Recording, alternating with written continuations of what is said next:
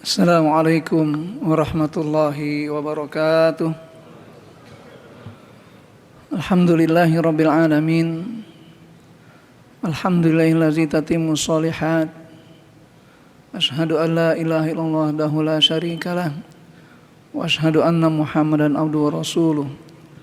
Allahumma shalli wa sallim wa barik ala nabiyyina Muhammadin wa ala alihi wa sahbihi ajma'in.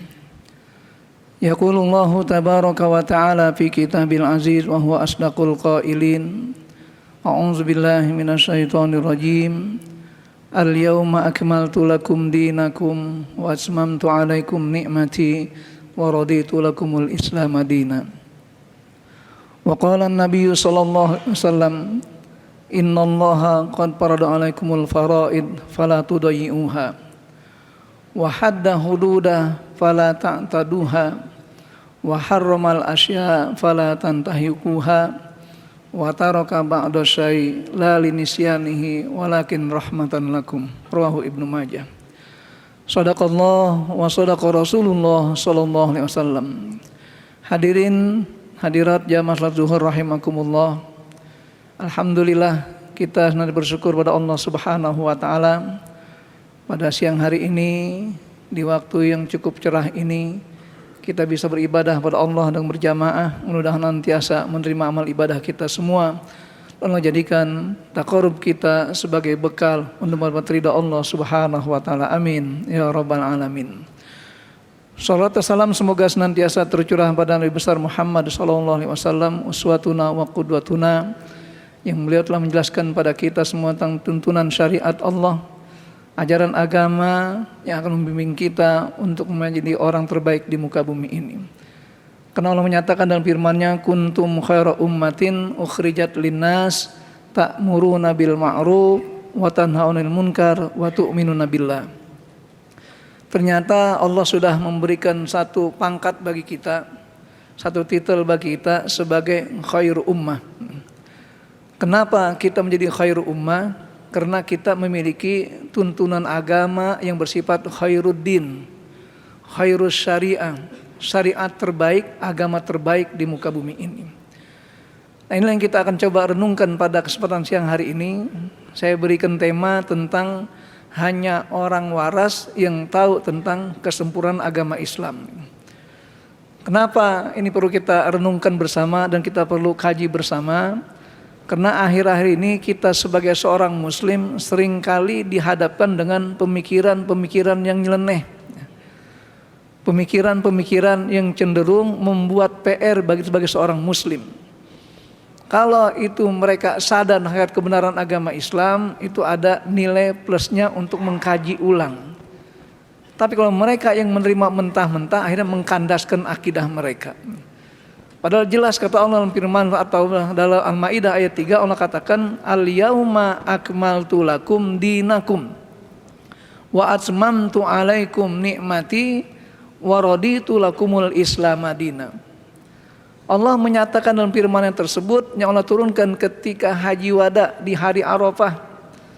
Allah turunkan kepada Rasulullah kata-kata al-yauma akmaltu lakum, pada hari ini aku telah sempurnakan agamamu.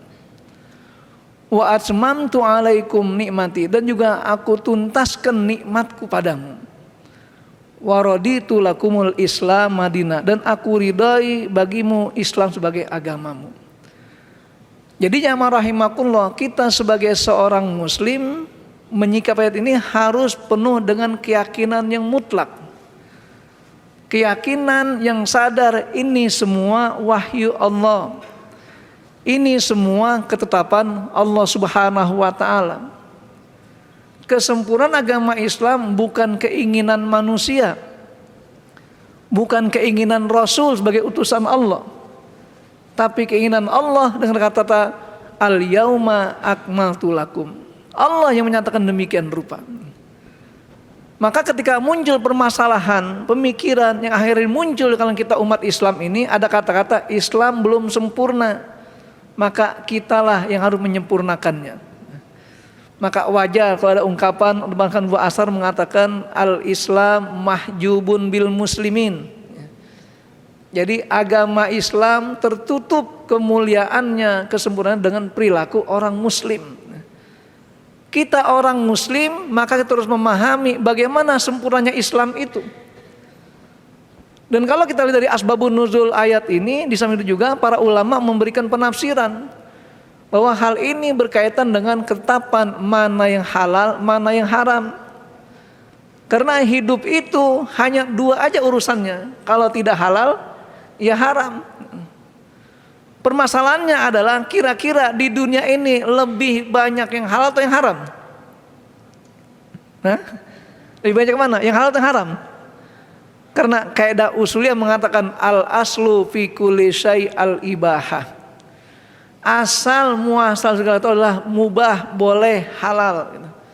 Bahkan ketika Allah ciptakan bumi ini dengan isinya, untuk apa? Untuk kita manusia, untuk kita sebagai seorang mukmin. Sehingga kata Allah, huwallazi khalaqalakum ma fil ardi jami'a. Untuk kalian aku ciptakan bumi dan isinya ini. Berarti Allah ciptakan halal. Tetapi ketika muncul pengharaman, maka dibatasi oleh Allah Subhanahu wa taala. Dalam hadis Nabi dikatakan, innallaha qad faradakum faraid. Allah sudah menetapkan mana yang fardu, mana yang wajib. Fala tudayyi'uha. Jangan kalian sia-siakan. Salat zuhur fardu, jangan disia-siakan. Zakat mal, zakat harta fardu, jangan disia-siakan. Puasa Ramadan fardu, jangan disia-siakan. Haji bagi mampu fardu, jangan disia-siakan. Kenapa? Kata Rasulullah, fala tudayyi'uha. Berikutnya, wahadda hududah. Allah tetapkan juga batasan hukumnya. Fala ta'taduha, jangan berlebihan, jangan melampaui batas. Makanya dikatakan sesungguhnya apa yang halal itulah halal menurut syariat, dan apa yang haram, haram secara syariat.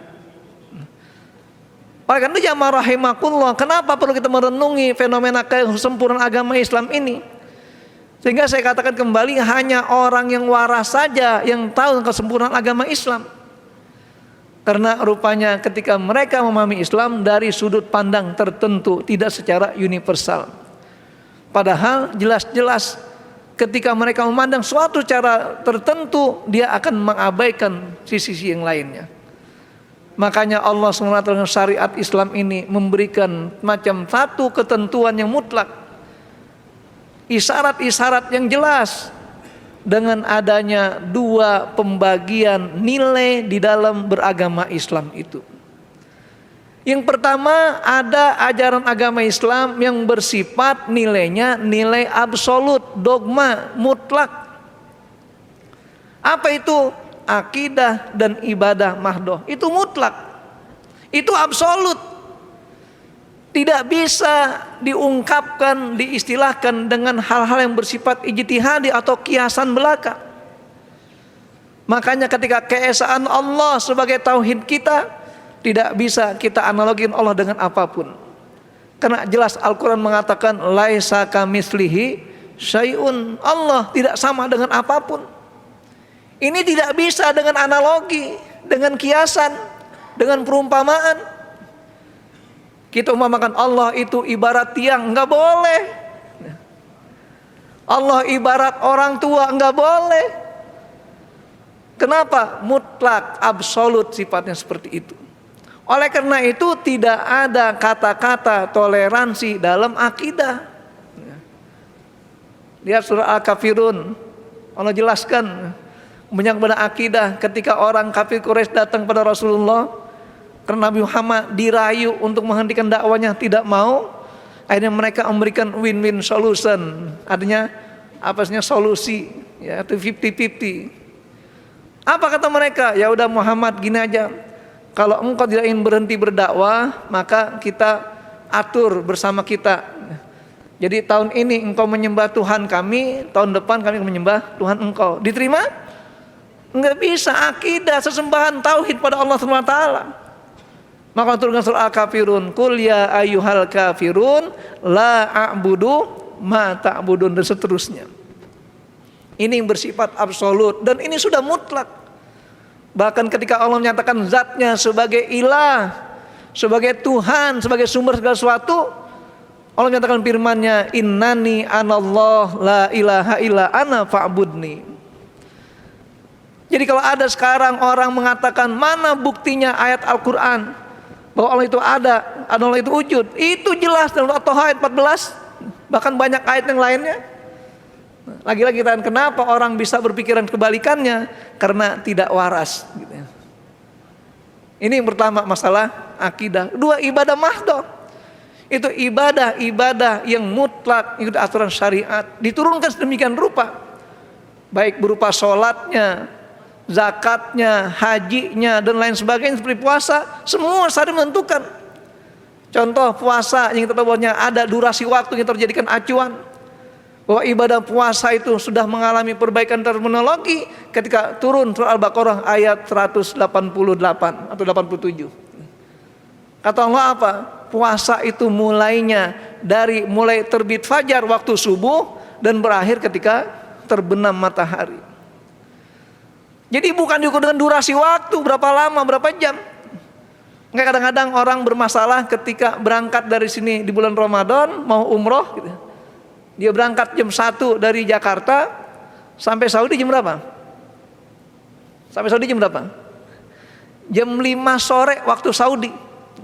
Sudah maghrib di Saudi? Belum, padahal Indonesia sudah jam 10. Mestinya dia sudah buka berkali-kali, tapi nggak boleh buka kalau dia puasa.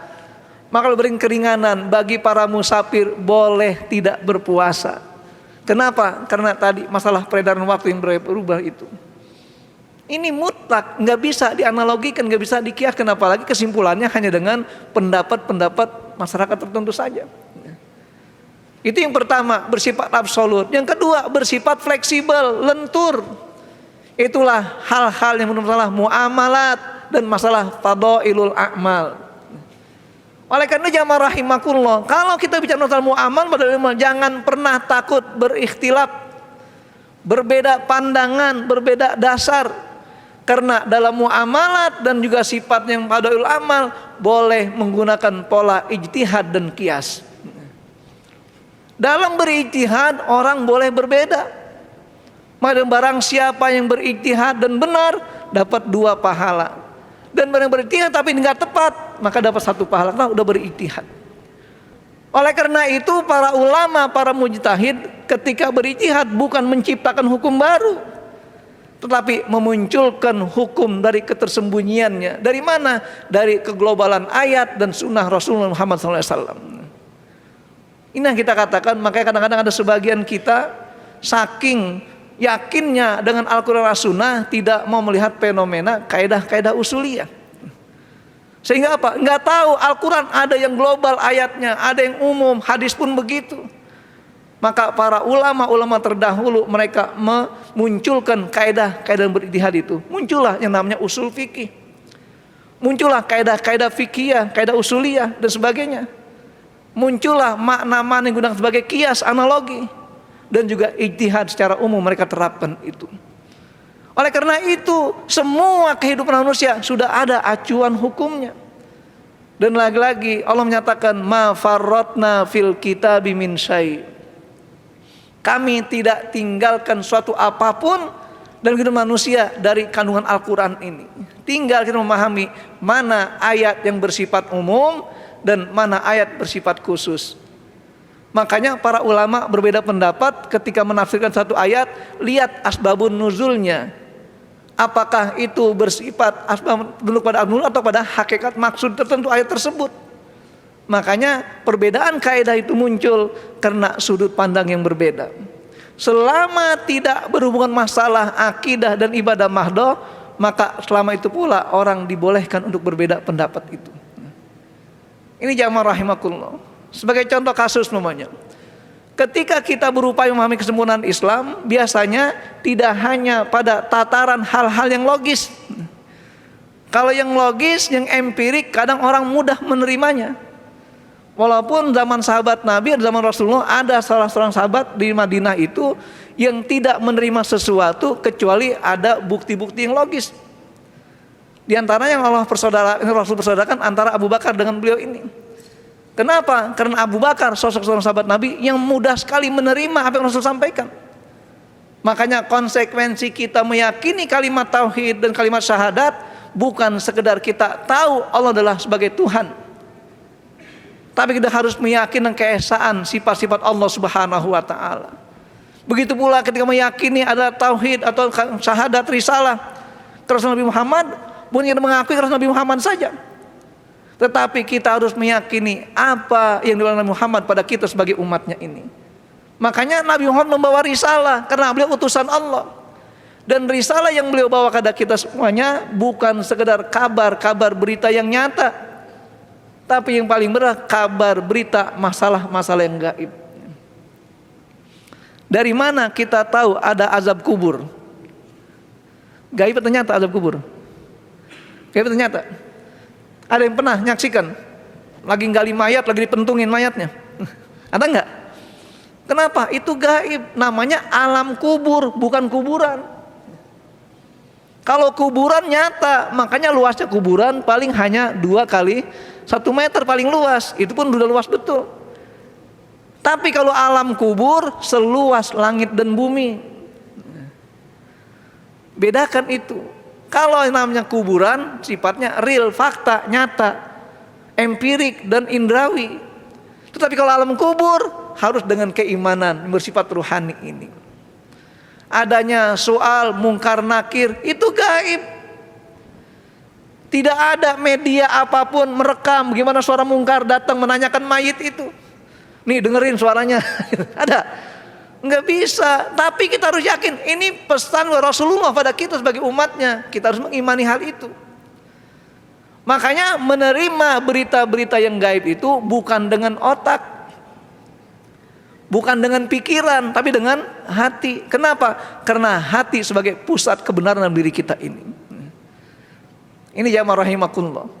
Oleh karena itu ketika ada orang yang tidak mengakui kebenaran pada Rasul dan juga berita yang beliau bawa, berarti ada kesalahan mindsetnya ini. Ada salah cara berpikirnya. Nah, kenapa salah cara berpikirnya? Karena dia tidak bisa mengendalikan pengaruh hawa nafsu dalam dirinya itu.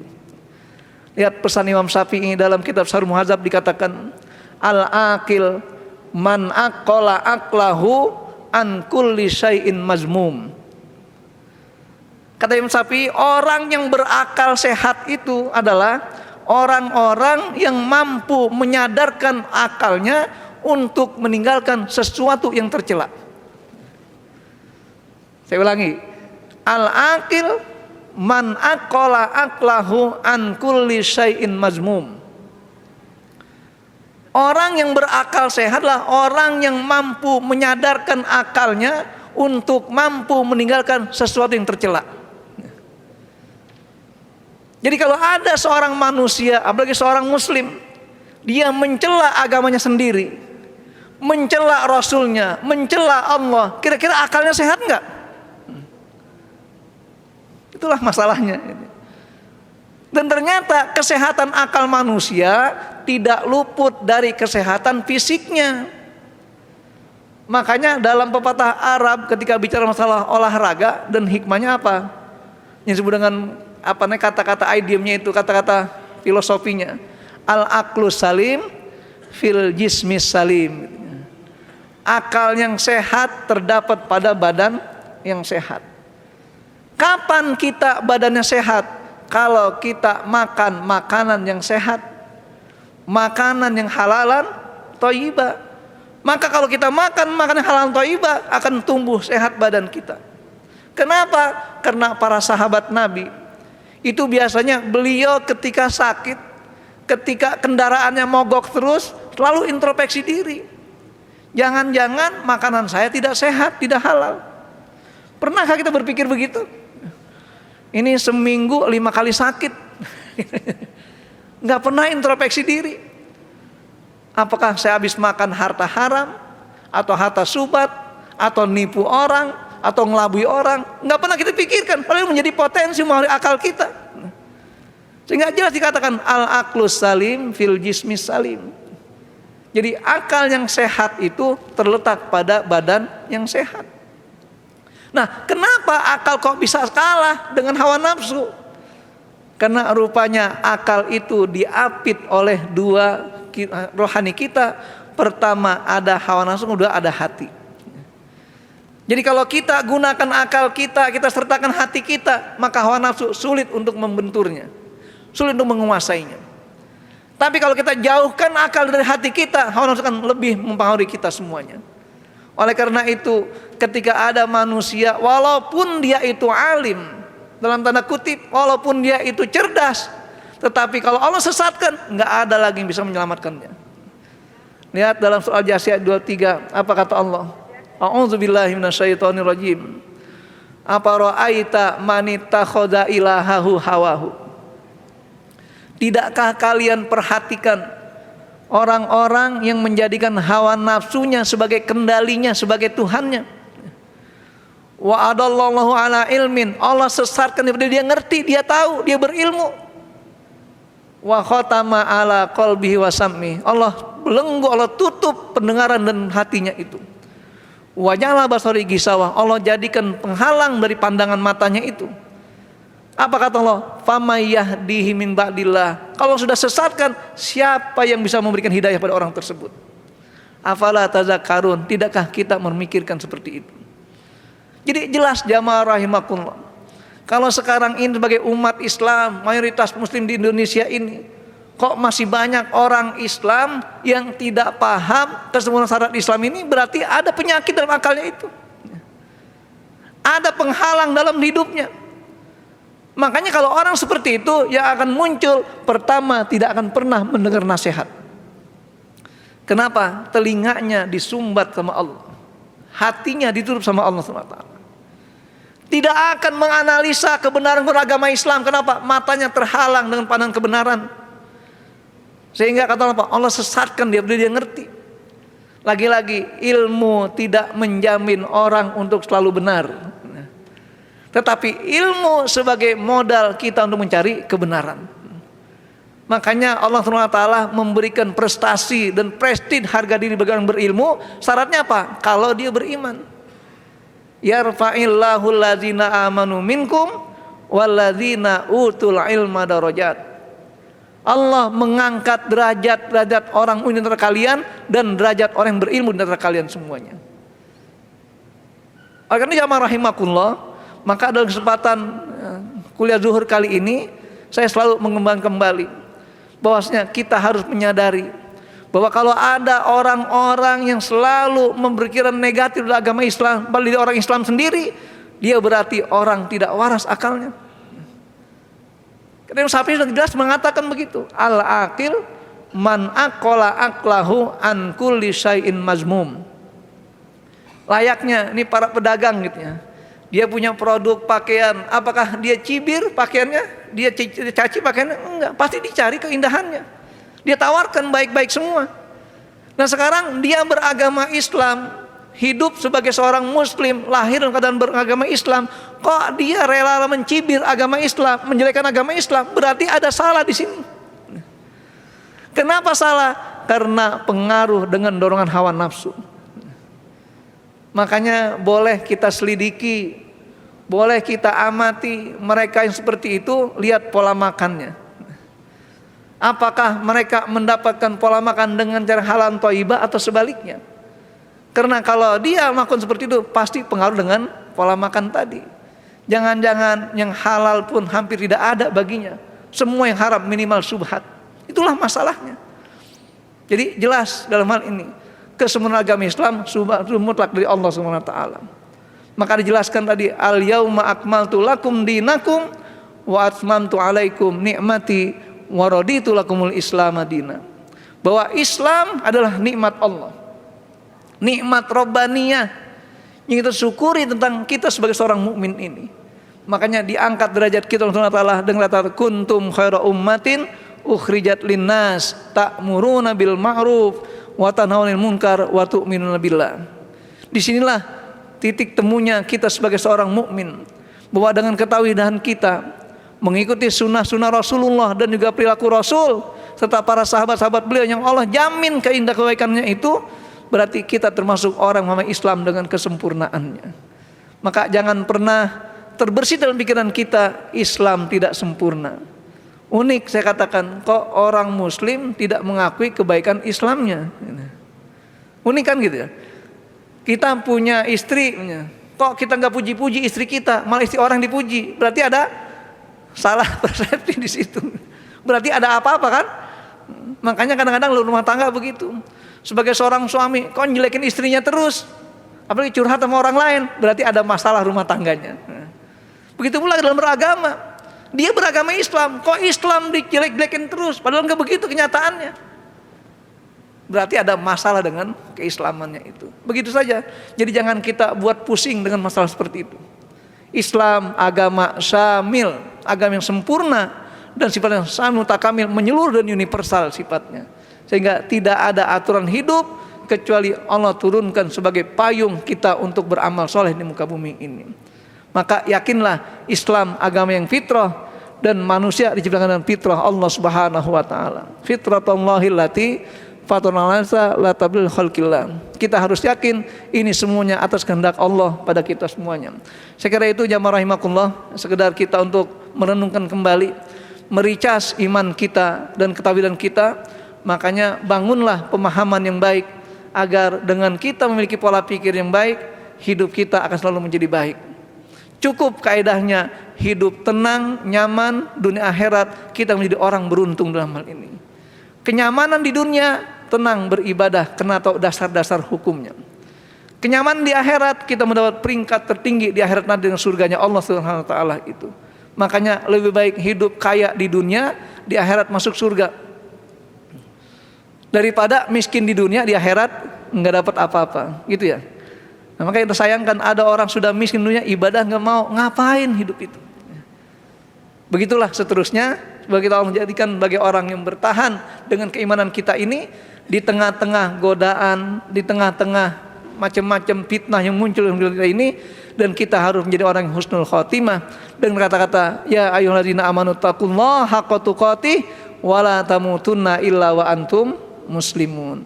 Jangan sampai kita mati kecuali dalam keadaan berserah diri kepada syariat Allah Subhanahu wa taala. Mau mati lagi sujud? Mau? Dalam keadaan sujud di masjid atau di got?